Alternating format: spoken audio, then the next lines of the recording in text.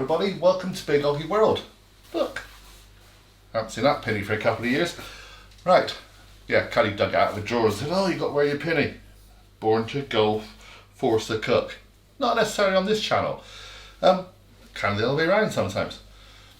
Today's a really lovely day, and unfortunately I can't go out and film today for the golf channel. Kelly's out to do some shopping. My daughter's also not very well, so I'm here looking after the house.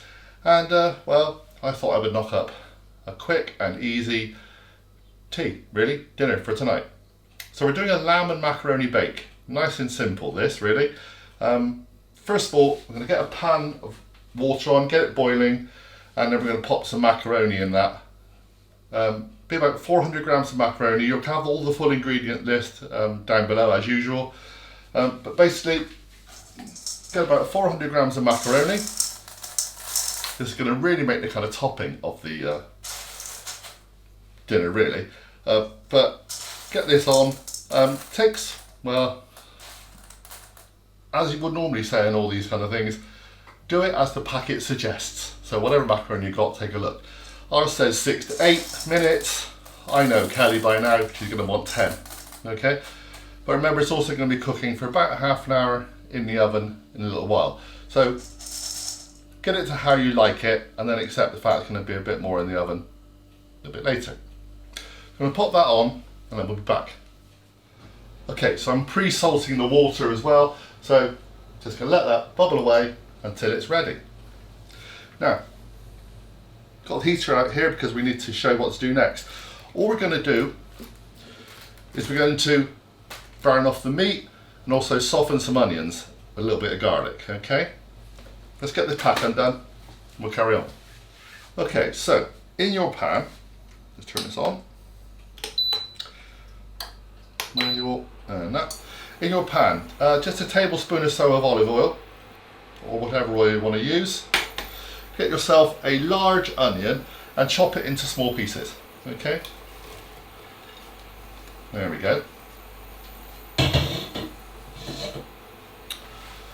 And then we're just going to soften these down for about 10 minutes. Okay, when they're softened down, a bit more of that, we're going to add some garlic.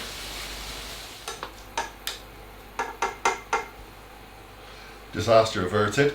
A little bit of bubbling over going on over here. I'm trying to do this at the same time as doing this. You can actually do them separately. Most people would. So soften your onions for about 10 minutes until they're pale but not brown.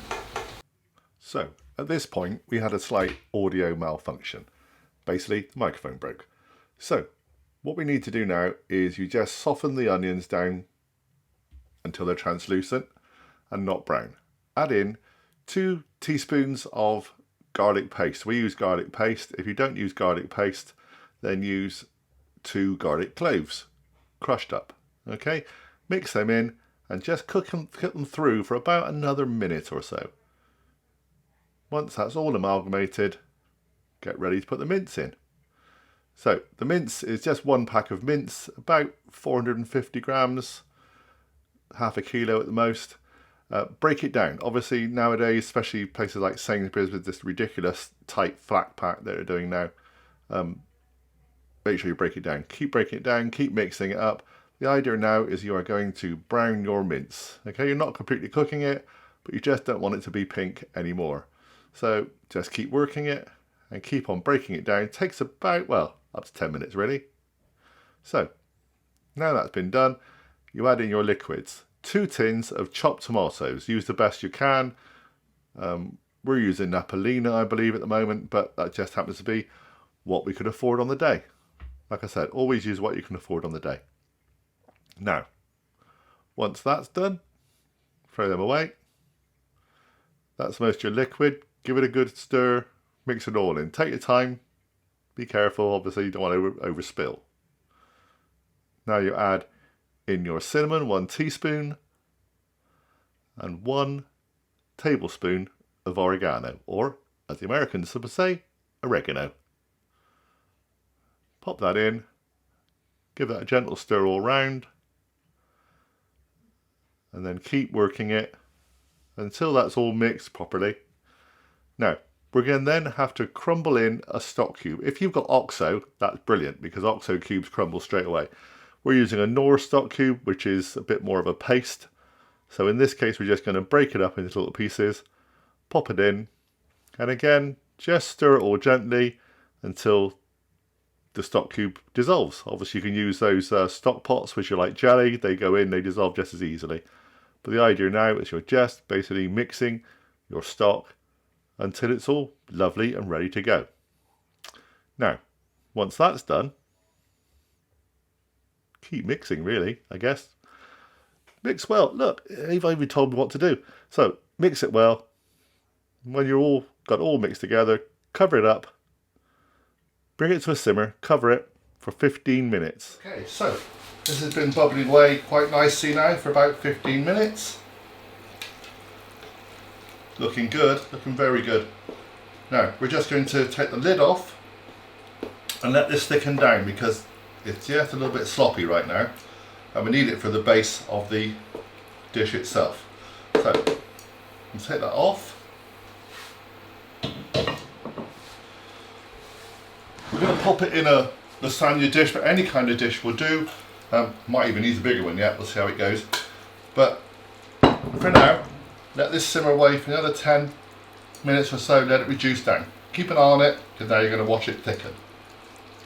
Oh, and I nearly forgot, let's put some seasoning in. Bit of salt and pepper. Taste it as you go.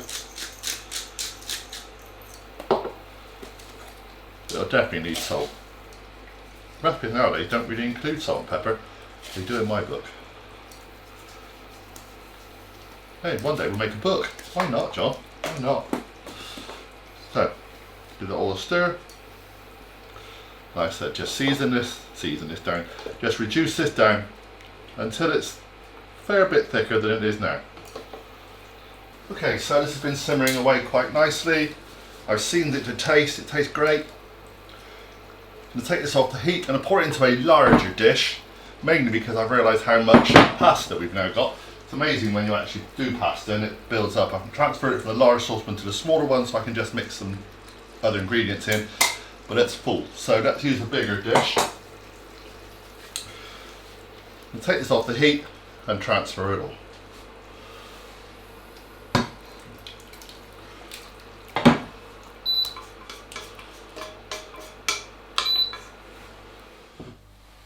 So, there's our well, bottom layer really, I guess you'd call it, because that's what it is. Gonna get ourselves a little bowl.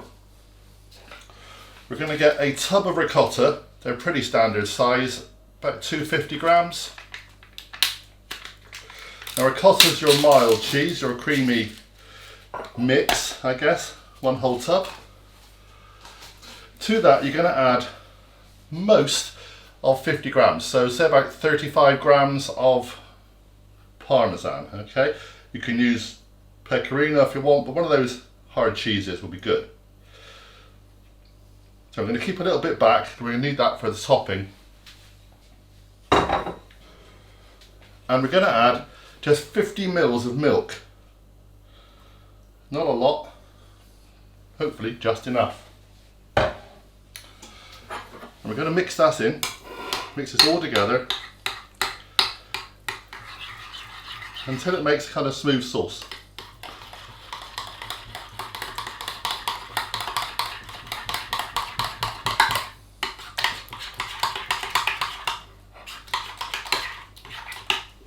Kind of reminds me at the moment of one of those feta whip type things, consistencies.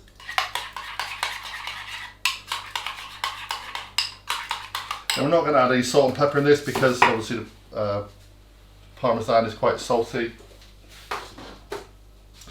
So, I'm going to bring over the pasta, so cook it to your own liking, and all this goes into this. And then fold it through, mix it carefully, try and get all the pasta coated. There's not a lot of goo or sauce to deal with here, so get every ounce out that you can. I'm just going to fold this in and try and get as much of this pasta coated with the cheesiness. I've tasted it I think it does need a bit of seasoning. Really depends how well you seasoned your pasta, I guess. Put plenty of salt in. A bit more pepper. Now I know my family, and I know this is not going to be cheesy enough for them. So I think what we'll do, because the topping literally doesn't have much cheese in it, and you've got a little bit of parmesan on the top, I think we're going to add some decent cheddar in this. So let's add 100 grams of a mature cheddar. Go and grate some up. See, the thing about a recipe is you can just play with it and add things to yourself, okay? Make it better for yourself. So, like I said, I've got myself some mature cheddar. Gonna mix that in as well. Always keep tasting things. If you don't think it's enough for you, add a bit more. And that will just naturally melt in the warmth of the pasta. So I'm not going to panic too much about if I see any cheese. It's also got to go in the oven in a minute for about half an hour, so again, that will be okay.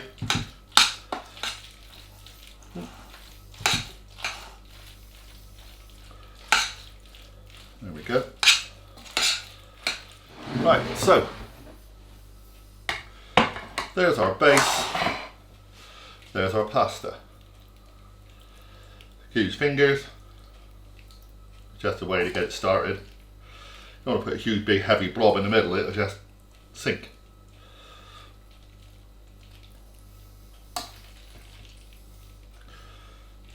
So once you've built this, you're going to just sprinkle the rest of the parmesan on the top. Again, if you want to add a bit more cheddar, you can do that. And then we're going to pop it in the oven. Let me do this bit, and I'll just finish off with you. Okay, so, not sure you can see that, but there we go.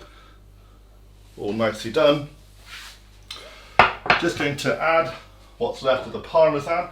And again, if you want to add a bit more, please do. You want to put your oven, you're going to preheat your oven, or just get your oven on for now, at 180 fan, 200 normal, gas mark 6. Okay? And then we're going to pop this in the oven for about 20 to 30 minutes, just to kind of give that coating a nice little edge to it, crisp it up slightly on the top, then it will bubble and ooze away to itself. And then you're done. Serve it with garlic bread, serve it with a little green salad or a side salad. What's not to love? Okay, just a little variation on your kind of usual spag bowl, macaroni cheese, all those kind of different recipes. We'll give you a picture of it later at the end of the video, and obviously on the thumbnail. But right now, I'm going to leave it for a while because no one's home yet. I've just got this ready. Again, you can prep this, you can freeze it, and get it ready for another day. Defrost it, then pop it in the oven. I'll be doing this in a couple of hours' time. So I'll show you pictures of it when it's dished out. It won't look pretty, it'll taste good though. Thank you very much for watching, everybody. Please subscribe. Please hit the notification, make comments. Tell us of all the recipes that you've done from the stuff that you've seen on our channel. And if there's anything you want us to cook, or make cocktails of, or drink, whatever, or review, let us know. Okay? Also, take a look at our shop. We've got an Amazon shop now for most of all the things that we use, such as the little hob that I've been using, and the pans and everything else. They're all on there. Okay? We get a tiny little percentage if you buy anything through our Amazon shop, but it's not compulsory. Okay? We'll see you all again soon. I'll be seeing you on Big Eye Golf if you watch over there. Kelly and I will be here on Big Eye World if you just want to watch food. Bye everybody, speak soon.